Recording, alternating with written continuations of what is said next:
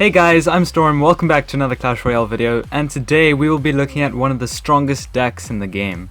Before we do that, let's just open up this epic chest.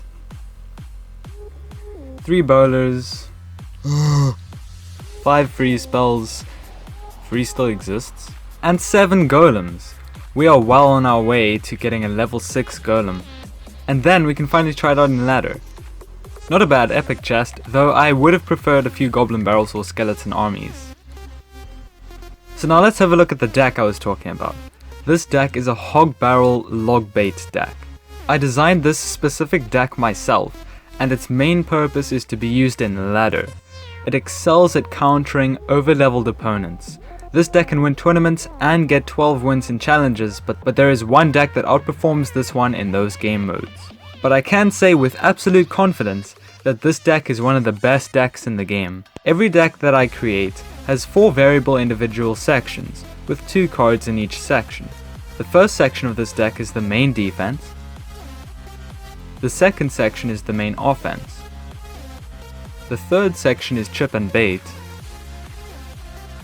And the last section is for spells.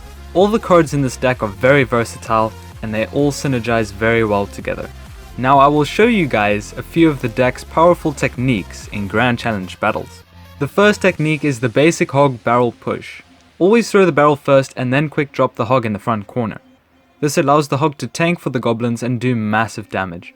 The only card that you need to worry about that stops this push is the log, which is why you want to bait the log with another card.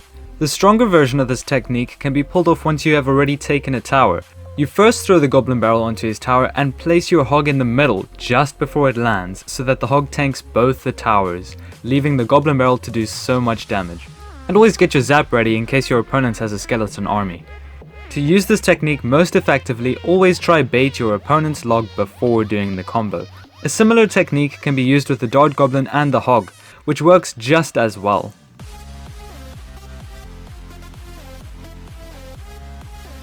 Another great technique would be to bait out a card from your opponent with the dart goblin if your inferno tower is still alive. This helps give your inferno tower more value and provide an elixir advantage. What if your opponent supports the card he plays down? Well, then you can do one of the most powerful defensive combos in the game, skeleton army with the inferno tower. Your opponent has to zap one of them.